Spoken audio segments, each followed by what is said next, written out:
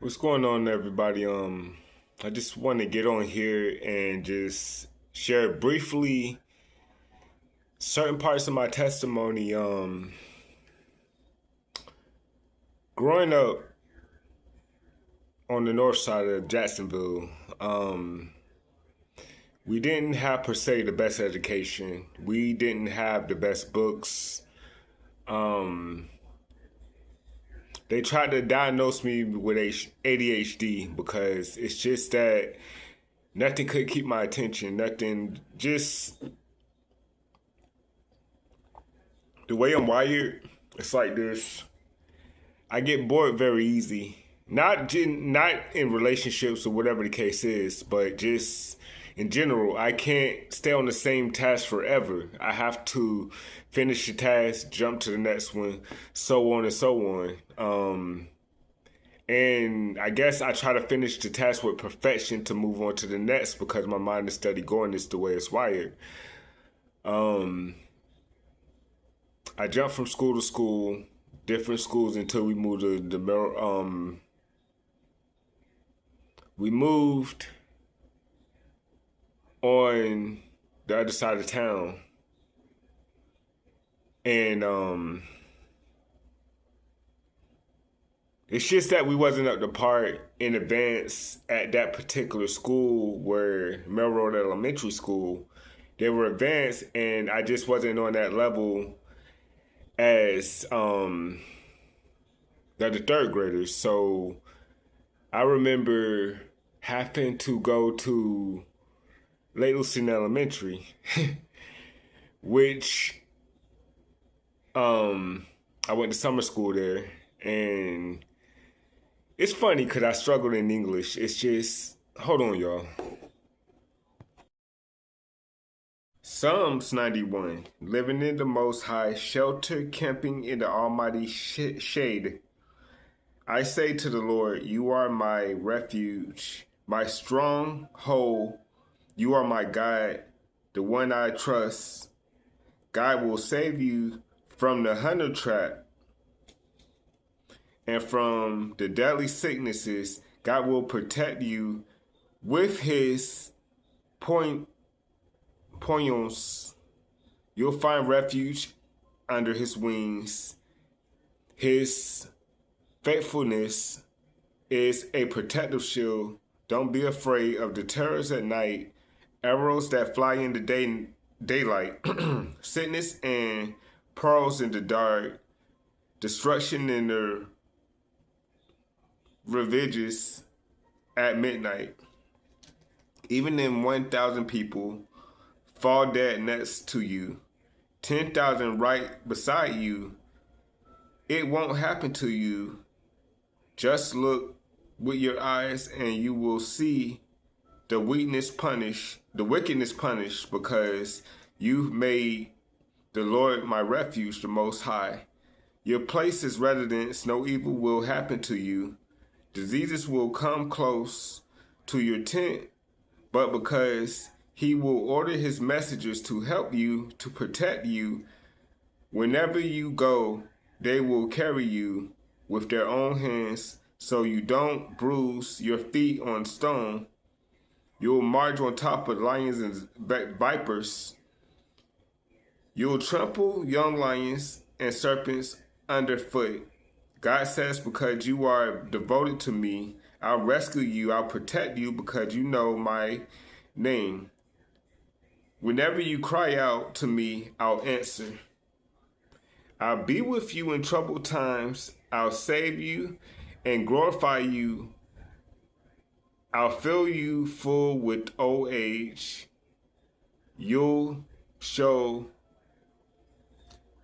I'll show you my salvation. Okay, I just read that, Psalms 91. Can I prophesy? And I want to make something clear. A lot of people don't understand this. God looks at the heart.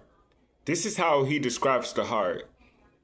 Man's heart is like the waves of the sea going to and forth, knowing not which way they should go.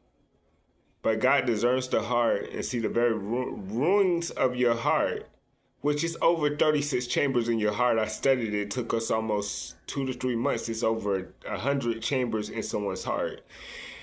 That was hard in the medical field to study. Very hard. It took us 3 or 4 months to get that down pat. I barely passed that course, but where I'm going with that is this. A lot of times when I gravitate towards certain people, people get jealousy. And they're like, we know he's anointed. We know that he can help others, but what do he see in that person? What do he see in that person, right? You have to understand one thing about me. Growing up,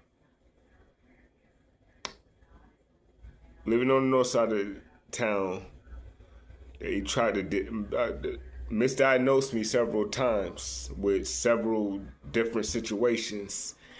And I had to go school to schools, from College E. Wilson to Pine Estates to Dinsmore, so on and so on. And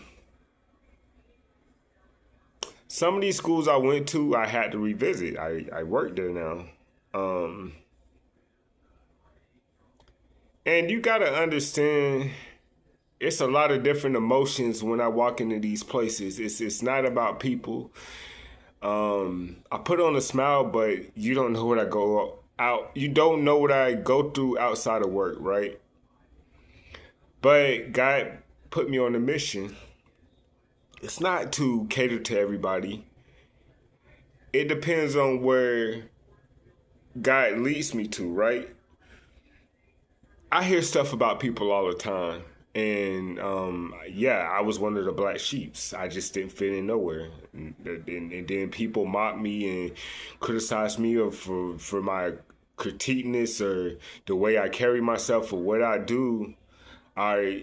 Even to the basic things like my dad cutting my hair, or I don't dress like them, or this and that. They found something. But God told one of the biblical people in the Bible, I made your face like flint. I made your heart of stone, but I had to ply it out to get those things out that don't need to be there. God knows people's heart. He knows what they desire. He knows that they try. And they're so easily manipulated due to the fact that their hearts are right. And it's hard for them to say no, because they're that type of person that goes above and beyond to do what they have to do and make sure everybody else is satisfied in the situation. Which I had to learn too, that can get you in trouble. I had to learn to say no. A lot of temptations, a lot. Several temptations appeared itself its ugly head to me, and I had to say no about. Even if my mind was thinking it, I still had to say no. And I even had conversations with Dana at the time and tell her, no, like, this is what's presented to me. I can go this route, but I want to stay with you. I want to see how this go. So don't think that things are not talked about behind the scenes, y'all. Not gossip. I don't pillow talk. I never pillow talk about people's business. And anybody that will tell you that it's with the... Sorry, y'all, I had to pause that. I said something I shouldn't have said in that. Not a cuss word. It's just something that I'm not allowed to say. Doing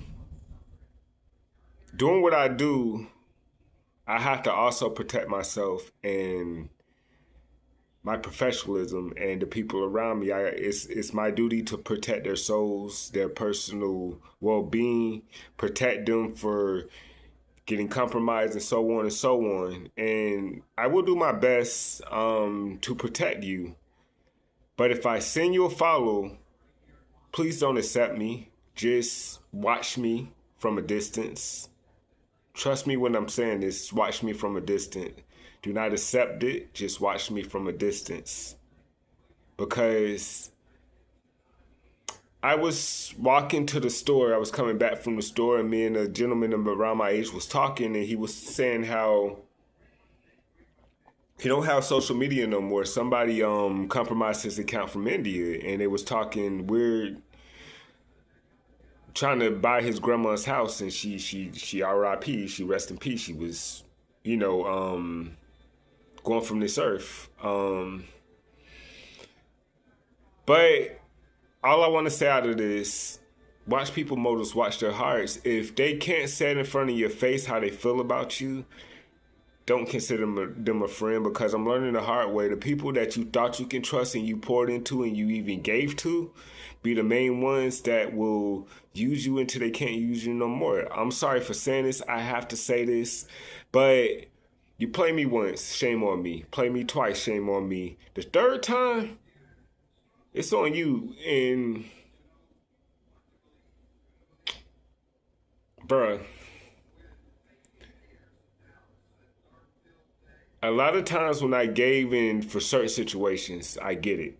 Certain situations, that was just something that I decided to do. But certain situations where you try to use me and you lie about your situation, which is, I'm saying this now because it has been mentioned on YouTube. When you're lying about your situation and you're saying you're in this situation, you're in that situation, you're not in that situation, you're just trying to finesse me for money, that's karma on you, right? And let's just put it at that. I don't wish bad on nobody, but you shouldn't be trying to take advantage of anybody. So I'm going to let y'all go on that note. I hope this makes sense, because I wasn't even planning on coming back on here tonight, but I hope it makes sense. I'm waiting on maintenance. My air conditioning's out again, the third time in 2 months. So I'm hot.